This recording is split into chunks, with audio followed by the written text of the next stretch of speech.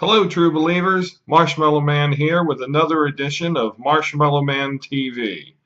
In today's news, first off, I want to wish everybody a happy May the 4th. Today is Star Wars Day, so May the 4th be with you.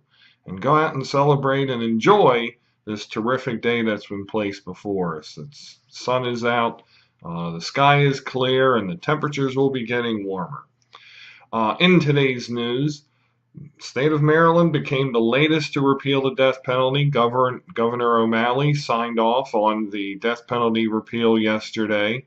I think I've made my feelings clear on this matter. I originally was very much for the death penalty, but I'm starting to understand that history is not on this side. And I don't really subscribe to the arguments of, well, the death penalty is abused, the death penalty is used, innocent people are put to death. Same argument could be made of the entire justice system. In any case, there's certainly inequities and things that just aren't done evenly across the board in terms of sentencing and punishment.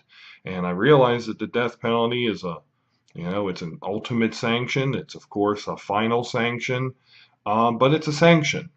So if you want to throw out the death penalty on grounds that it's not fair, then I think you have to re-examine the entire sentencing structure in our justice system. But the simple fact of the matter is that the death penalty is not effective. It's not the ultimate deterrent that it is supposed to be, that it was intended to be. Very few people, I really doubt anybody who commits a capital offense does so while thinking that they're going to get the ultimate sanction. So while I think while there's still a part of me that thinks it should be there for the baddest of the bad, I'm also thinking that it's not really meeting its intent. And if it's not meeting its intent, why have it?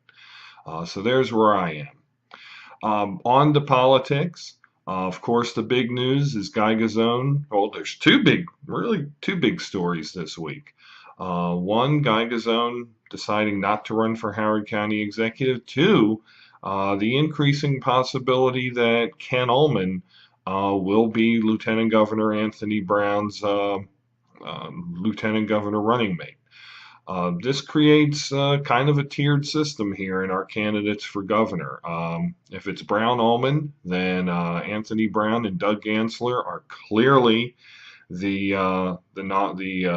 top tier. And then we have Heather Mazier, the delegate from Montgomery County, whose candidacy I'm actually extremely intrigued by. Her campaign sent out an email last week about a comment or editorial made in the Baltimore Sun, which was totally stupid, by the way, talking about the big daddy chair of being governor and not even listening Mazier as a serious candidate, which also shows stupidity. And the campaign email from the Mazier camp was very mocking of that, and talked about having the first woman governor, and incidentally, Heather Mazier would be not only the first woman governor of Maryland, but the first openly gay governor of Maryland. And I'm wondering if she wouldn't be the first openly gay governor anywhere. I'd really like to see the Mazier campaign not play the race card or not the race card, the gender card or the sexual orientation card in this campaign. The fact of the matter is Heather Mazier is a very talented candidate. She's a very talented legislator. She's done a lot in a lot of important areas of that matter to this state, especially in environmental affairs.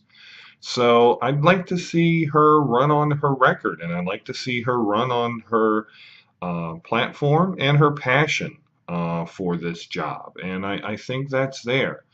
And that being the case, she certainly can draw upon a huge network of people, and a lot of them women, a lot of them in the LGBT community. who will fund her campaign. And I think she can really close that gap. So, even though we've seen some pretty strong tremors in this governor's race this week, I think the best is yet to come. That's about all I have today on Marshmallow Man TV, true believers. Again, I want you to enjoy your weekend and talk to you soon.